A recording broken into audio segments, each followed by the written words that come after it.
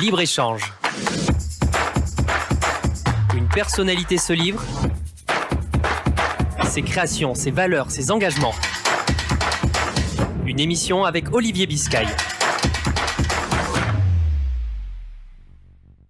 Toutes et à tous, bienvenue sur Radio Aviva, bienvenue sur Libre-Échange, une émission en partenariat avec Midi Libre. J'accueille ce soir Éric Giraudier, bonsoir. Bonsoir. Vous êtes le président de la CCI du Gard, Chambre de commerce et d'industrie du Gard. On va évidemment parler avec vous d'économie, d'industrie, de commerce, comme son nom l'indique, et de projets et d'initiatives. Ils sont nombreux, ces projets ici à Nîmes, impulsés par la Chambre de commerce. Et je voudrais d'ailleurs démarrer par ce premier projet qui semble un peu iconoclaste. C'est cette convention de partenariat qui a été signée il y a quelques jours entre la CCI et le rugby club de Nîmes. Je crois que c'est une première, Éric Giraudier. Oui, alors je ne sais pas si elle est iconoclaste. Est-ce par la forme du ballon qui n'est pas rond? Peut-être. Non, effectivement, cette convention, moi, elle me semble plutôt logique. Elle me semble logique parce que le rugby porte des valeurs qu'on retrouve assez dans l'entreprise, qui sont des valeurs de travail, d'implication, d'engagement, de collectif. Je trouve que le président Steve Caligaro, avec son équipe, parce qu'il a une équipe de bénévoles, un peu comme nous avons une équipe d'élus, et son équipe de joueurs, comme nous avons nous des collaborateurs à la Chambre de commerce, ils ont un projet, ils ont des objectifs, ils ont une stratégie, et tout ça c'est très intéressant. Ce qui est encore plus intéressant, c'est qu'ils font participer à ce projet tout un collectif d'entreprises, puisqu'il y a 200 ou 300 entreprises, et nous, les entreprises, c'est effectivement nos clients, nos interlocuteurs.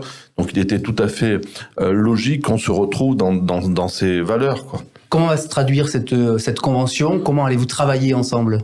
Alors, on va travailler sur plusieurs axes.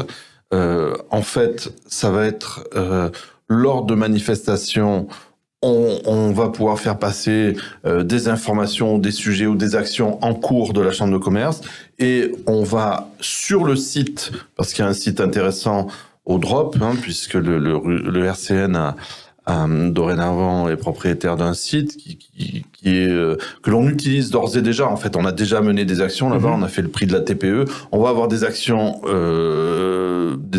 prix de la TPE, des réunions d'information qui vont se faire sur place, qui se font déjà, puisqu'en fait la convention, on a décidé de la faire sur l'année. On l'a signée là parce que il fallait, mais elle court sur l'année 2024. Nous, on n'a pas voulu la faire sur une saison, on a voulu la faire sur une année calendaire. Donc en fait, on a déjà démarré les actions.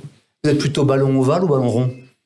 Oh, moi, ballon ovale, rond, balle, tout sport, je suis multisport. Tout sport, et vous regardez évidemment la situation des crocos ici à Nîmes. Alors là aussi, c'est une entreprise, une grande entreprise qui est un peu en difficulté. Qu'est-ce que vous avez envie de dire à ce club de sport, vous qui êtes aussi un patron et un président de chambre de commerce, le collectif, rien que le collectif? Oui, alors je me permettrai pas de donner trop de leçons, parce qu'il faut garder de l'humilité. Puis il y a des responsables, il faut les laisser agir, et puis attendre la fin de la saison. Il y a un déplacement à Orléans vendredi. Bon, il va falloir que effectivement le club puisse. Il reste 5 matchs. Je crois 2 à l'extérieur, 3 à domicile, avec quand même des équipes solides, Sochaux, Martigues, qui jouent encore la montée. Donc ça va être le schéma est compliqué, mais je veux dire, on ne perd que les batailles que l'on ne mène pas, et un match, ça se joue au-delà des 90 minutes, puisqu'il y a le temps supplémentaire, le temps complémentaire.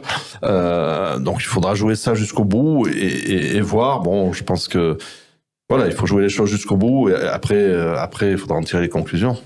Je faisais le rapport entre le sport et l'économie parce qu'il y a des valeurs communes, vous le disiez avec le rugby, il y a le collectif, il y a les objectifs, il y a les ambitions, et il y a évidemment l'idée de tirer vers le haut tout un territoire. C'est ce que vous faites aussi à la Chambre de commerce, c'est ce que vous portez quand même. Oui, c'est en tout cas ce que nous essayons de faire, c'est-à-dire d'accompagner toutes les entreprises, parce que il y a un tissu, bien entendu, comme sur l'ensemble de la France, de 85% de TPE dans le Gard.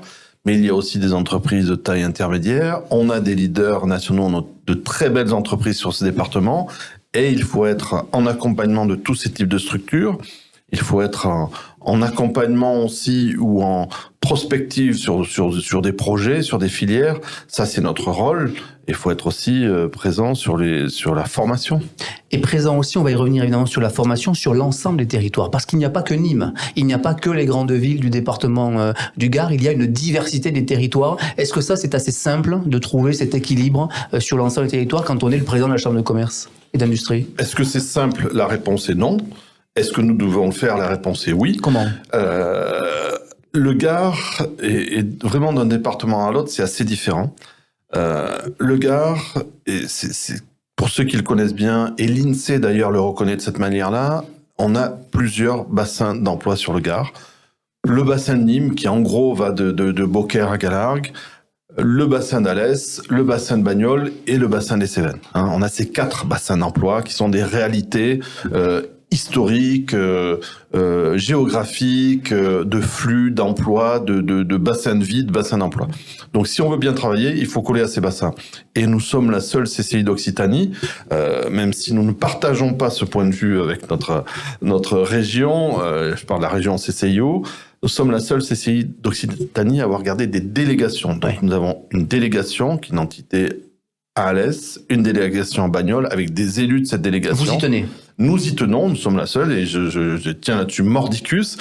Et nous jouons vraiment le jeu de la continuité territoriale, puisqu'au Vigan, nous avons gardé une structure avec des collaborateurs de la Chambre au Vigan, dans la maison de pays, pour avoir cette présence, cette proximité sur l'ensemble du territoire. Parce que vous l'avez dit, bien entendu qu'il y a de la transition numérique, bien entendu qu'il y a de plus en plus de digital partout, mais la nécessité d'être bon et présent sur le digital fait, à mon sens, parallèlement, monter un nécessaire besoin de relations directes, physiques, qui, elle aussi, doit être de plus en plus qualifiées. Ça veut dire aussi que dans chacun des territoires, des pôles de compétitivité, des pôles d'attractivité peuvent être imaginés, qui sont différents quand on est à Alès, je pense au pôle mécanique, quand on est sur Nîmes, avec des entreprises, tiens, comme le grand groupe de cosmétiques Clarins, qui a annoncé son installation à Générac et à Saint-Gilles. Oui, alors vous avez raison, le pôle de compétitivité ou filière, le pôle de compétitivité ou filière, il y a effectivement une très belle réussite parce que le pôle mécanique, c'est une très belle réussite, on accompagne des entreprises là-dessus, SAESM, etc. On a une spécificité, bien entendu, nucléaire, enfin, énergie décarbonée et commandable, parce que le nucléaire, c'est de l'énergie décarbonée, commandable, parce qu'il y a d'autres énergies décarbonées qui sont pas commandables. Et si on n'a pas d'énergie commandable, avoir beaucoup et c'est très bien, il faut développer le solaire, mais avoir beaucoup de solaire entre 12 et 14 heures, entre le mois de juillet et d'août, ça suffit pas. Quand il fait très froid l'hiver, voilà. Donc effectivement, ces notions-là, il faut coller aux réalités du territoire, les accompagner. Clarins, vous l'avez dit, moi je suis très heureux, j'ai vu ça, j'aimerais bien qu'ils mettent leur siège, ça serait très intéressant. Mais bon, dans leur projet, c'est très bien qu'une entreprise comme celle-ci s'installe. Bon, dans ce que j'ai compris du projet, voilà, mais c'est très bien qu'ils viennent dans la... Je pense que c'est aussi la reconnaissance de ce territoire. Vous avez parlé tout à l'heure de montée en gamme, c'est-à-dire que on peut, sur un département comme le nôtre, associer de l'industrie lourde, de l'industrie de pointe, de la recherche. On peut associer de l'automobile, on peut associer de la pharmacie, mais aussi on peut associer une grande montée en qualité de service, en notoriété, du tourisme, de l'hôtellerie, de la restauration, et avoir un environnement qui soit top, parce qu'une boutique comme Clarins, vous le savez que depuis longtemps, ils ont pas attendu le bio, c'était leur gimmick depuis 30 ans, Clarins. Donc sur leur matière première, ils ont toujours été axés là-dessus. Et le fait qu'ils viennent dans le Gard, c'est pas le fait du hasard. C'est-à-dire que depuis longtemps, sur cette partie-là, Sud-Gard, donc on se trouve sur ce terrain, sur la rupture de la costière, avec vue sur les étangs, on est au-dessus des étangs de Beauvoisin, etc. Effectivement, on est sur des lieux extrêmement préservés, extrêmement qualitatifs. Vous ne créez pas de l'emploi, mais vous favorisez l'emploi en installant, en permettant, en aidant, en accompagnant l'installation des entreprises. Qu'est-ce qu'elles vous demandent, ces entreprises-là? Les transports, le loisir, le fait qu'il y ait aussi une coordination entre les institutions et les élus? Oui, alors, tout ce que vous dites est très vrai. J'allais dire qu'il y a autant de demandes qu'il y a d'entreprises et dans le Gard, elles continuent d'augmenter, puisque on était, quand j'ai démarré mon premier mandat, on était à 42 000 entreprises, 46, 47, donc elles augmentent le nombre d'entreprises augmente en permanence sur le Gard. On garde une dynamique de création d'entreprises, de création d'emplois, de création de valeur. Mais j'allais dire, il y a presque autant de demandes qu'il y a d'entreprises, mais il y a des grands segments, vous les avez cités. C'est-à-dire que aujourd'hui, c'est effectivement les entreprises qui créent de l'emploi, et je trouve qu'on ne le dit pas assez parce que la création d'emplois, c'est aussi ce qui permet de financer le modèle social, c'est ce qui permet de financer la santé, la retraite, toutes les couvertures, le modèle social qui a été construit dans le cadre d'un consensus du Conseil national de la résistance en 46. Et ce modèle social, il est basé quand même sur de la productivité, sur de la création de valeur. Et ce qui me gêne un peu, c'est que moi, je suis très républicain, très attaché à ce programme-là, mais ce programme-là, il ne tient que s'il y a du travail, que s'il y a de la production, que s'il y a de la création de valeur. Et quand un pays comme le nôtre perd en productivité, ça signifie, et ceux qui ne veulent pas défendre la productivité, ceux qui sont dans des logiques de décroissance, ça veut dire qu'ils rejettent le modèle social français républicain tel qu'il s'est construit depuis la fin de la Deuxième Guerre mondiale. Et ça, je crois qu'à un moment donné, il faut se dire les choses. Pour financer du logement social, pour financer un certain nombre de choses, il faut créer de la valeur, il faut de l'emploi, il faut des entreprises. Donc il faut des entreprises et des entrepreneurs. Absolument, absolument. Et c'est eux qui créent l'emploi, c'est eux qui créent la valeur. Nous, humblement, on essaie de les accompagner. Alors les accompagner, c'est effectivement sur de la création, sur de l'implantation, sur des projets, c'est sur de la formation, puisqu'aujourd'hui, beaucoup d'entreprises ont des problématiques de formation. Nous formons aujourd'hui plus de 4000 personnes sur le département. Nous sommes les deuxièmes formateurs. Avec vos différents établissements. Avec nos différents établissements. On démarre au CAP, on va jusqu'au Bac plus 5. C'est vrai à Marguerite, c'est vrai à Nîmes, c'est vrai à l'Est, c'est vrai sur l'ensemble du département. Nous avons de jolis projets qui sont, on va pouvoir, je pense, annoncer dans les semaines qui viennent, au travers de notre filiale Purple Campus. Purple Campus, c'est la formation de la CCI dans le Gard. Qu'est-ce que vous pourriez annoncer dans quelques semaines ? C'est pas encore fait, donc. En tout cas, un développement de Purple Campus sur le territoire. Année, en fait, nous sommes en permanence en développement. Nous, on n'est pas sur des grosses cohortes. On n'ouvre pas une formation d'un coup avec 300, 400 personnes. Non. Nous, c'est par cohorte de 20, 30, 40. Sauf que les 20, 30, chaque fois qu'on ouvre quelque chose, tous les jeunes qui viennent chez nous, jeunes ou moins jeunes, ça peut être de la formation continue, ils ont un emploi, voire 2 ou 3 propositions à la sortie. C'est-à-dire que nous, on fait du 100% pour le territoire. Notre triptyque, c'est quoi ? C'est les hommes, les entreprises, le territoire. C'est-à-dire qu'on forme des personnes du territoire, jeunes, salariés d'entreprise, futurs créateurs, pour les entreprises du territoire. Pour qu'elles restent sur le territoire et qu'évidemment elles tirent vers le haut le territoire. Absolument. Oui. Et donc ça veut dire que vous êtes aussi à l'écoute de besoins, d'attentes de chefs d'entreprise pour relocaliser des formations. Pour répondre au quotidien à leurs besoins de formation qui évoluent très vite. Il y a des référentiels parfois au niveau national qui sont lourds à faire évoluer. Et parfois, il faut aller chercher de la souplesse en allant sur des CQP, certificats de qualification professionnelle. Il faut aller dans la souplesse pour trouver des solutions qui soient rapides, efficaces. On est de plus sur l'apprentissage, sur l'alternance, parce que c'est d'excellents moyens. Enfin, moi, c'est un sujet que je porte depuis 25 ans. Je prends toujours l'exemple de la Suisse. La Suisse, la moitié des cadres sont passés par de l'apprentissage ou de l'alternance. Quand vous entendez que le gouvernement pourrait rogner sur le soutien à l'apprentissage, à l'alternance dans les entreprises, ça vous énerve ? Ça m'énerve pas, mais c'est une erreur majeure. C'est une erreur majeure. C'est-à-dire que on a un système qui fonctionne bien, on veut pas le casser, mais on veut le diminuer. Et c'est stupide, parce que on dit oui, mais regardez, alors peut-être par taille d'entreprise, par machin, etc. Mais les bénéficiaires, c'est aussi les jeunes. C'est-à-dire que les personnes qui bénéficient de ça, si vous réduisez le nombre d'apprentis ou d'alternants, eh ben, ça signifie qu'on a des personnes qu'on va laisser un peu plus loin de l'emploi, qui vont rester un peu plus longtemps au chômage, et c'est des très, très mauvais calculs. On évoque beaucoup dans les filières qui ont du succès dans ce département, évidemment, le tourisme, mais on oublie trop souvent l'innovation. Les nouvelles technologies, l'intelligence artificielle. On sait qu'il y a le Big InnovUp ici sur ce territoire. Là aussi, c'est une fierté assez méconnue quand même des Gardois. Alors, assez méconnu sur le large public et très bien connu du public ciblé. Donc voilà, vous avez tout à fait raison. Donc nous sommes une des rares CCI, peut-être la seule en France, à porter un BIC, de la même manière que nous sommes les seuls à porter un lycée de formation professionnel, privé, laïque, sous contrat. C'est 800 élèves, c'est ça ce lycée ? C'est 790, 800. Et là, justement, la construction de la maison de l'entreprise va nous laisser de l'espace et du coup, on va pouvoir faire d'autres travaux et agrandir cette partie lycée. Mais pour revenir à ce que vous évoquiez, oui, l'innovation, c'est important parce que l'innovation, on en a d'ailleurs dans le tourisme. L'innovation, ça peut être lié à de la création d'entreprise ou ça peut être un projet au sein d'une entreprise existante. Donc, on a aussi des grandes entreprises qui peuvent, dans des logiques d'essaimage, envoyer un cadre ou une structure qui va venir incuber, développer un projet au sein du BIC.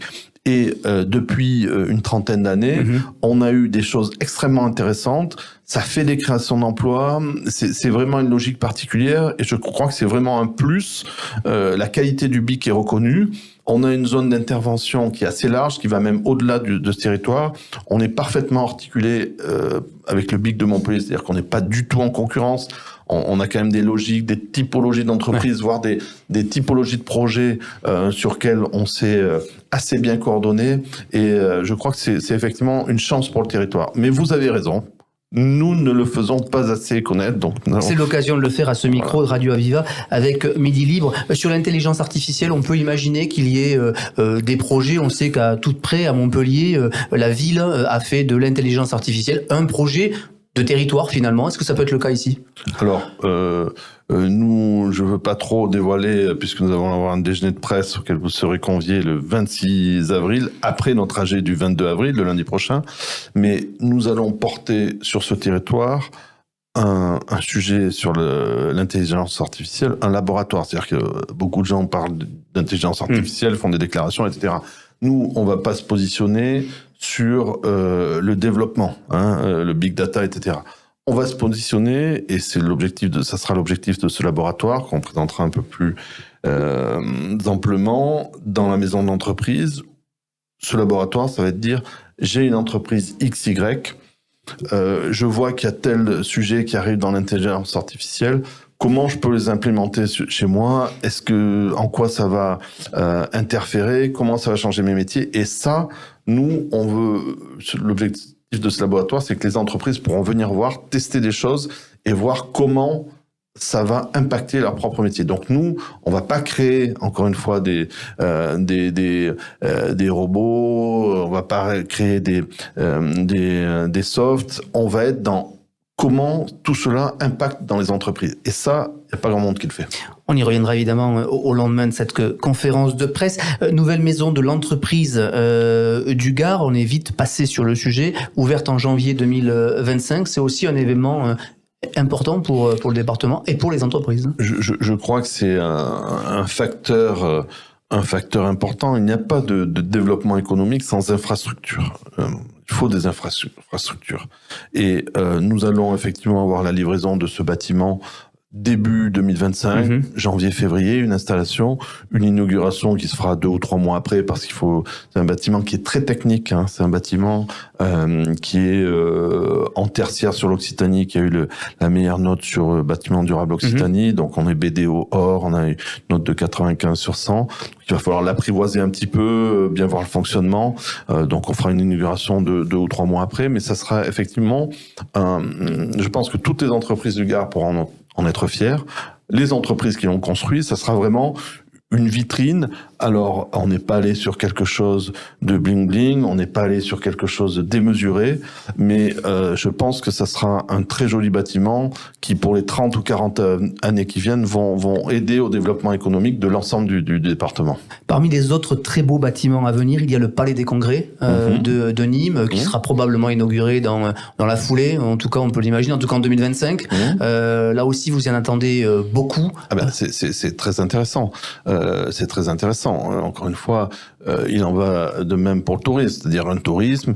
Quand vous avez des restaurants étoilés, si vous en avez 4, vous avez beaucoup plus de gens qui viennent, de clients au restaurant que si vous en avez 2. Si vous avez 3 hôtels 5 étoiles, vous avez beaucoup plus de personnes qui viennent que si vous en avez qu'un.